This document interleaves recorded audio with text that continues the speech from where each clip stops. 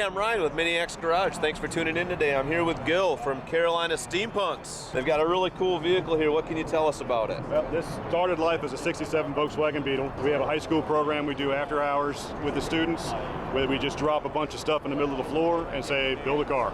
And awesome. We started with the body and a bunch of miscellaneous parts, the engine, and a few other things, and said, put a car together. Gave them guidelines and stipulations of what they had to do. Had to be DOT approved, had to be safe to drive, has to be fully functional, and obviously look cool. And they have a requirement of 10 different vehicles that have to be in the vehicle. And like I said before, it can't be 10 General Motors products. It has to be 10 different vehicles. So we've got foreign cars represented. We got Ford, Chevrolet, Dodge, all that stuff's involved in here.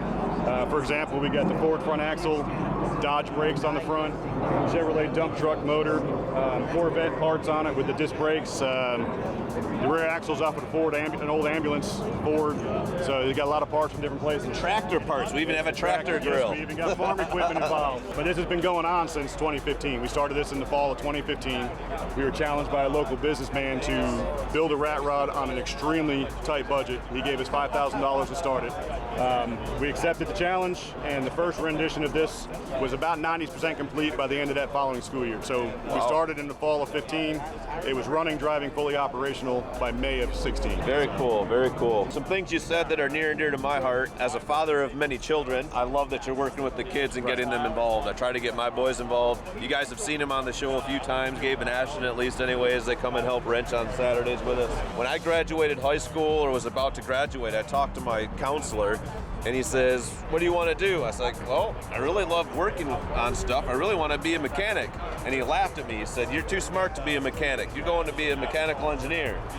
I said, okay. I really wish I would have went into some sort of mechanics. They didn't have stuff like this, an after-school program to get with kids and get them involved with stuff.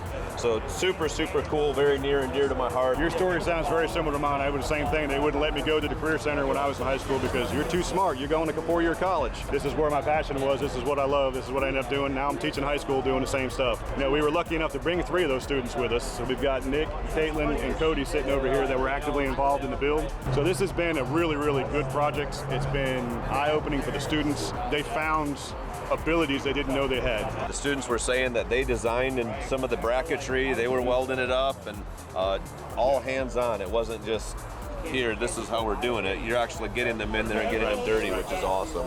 So what was the most challenging part of this project for you? Getting started. For me, like you, I've done a lot of this kind of stuff throughout my life, just messing with things. Big car guy all my life.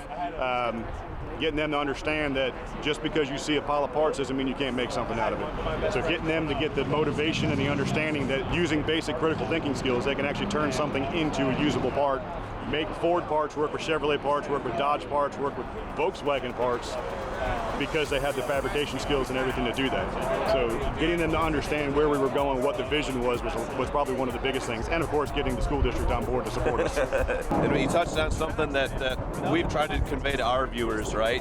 Get off the couch, take that pile of parts that you've got in the back 40, put them together and do something. It doesn't have to be fancy, it doesn't have to be expensive, it doesn't have to be perfect. But just get out there and do it, and it will be cool. It will draw attention. So on that, thank you very much, Gil. I appreciate it. Thank you, viewers, for watching, and we'll see you next time.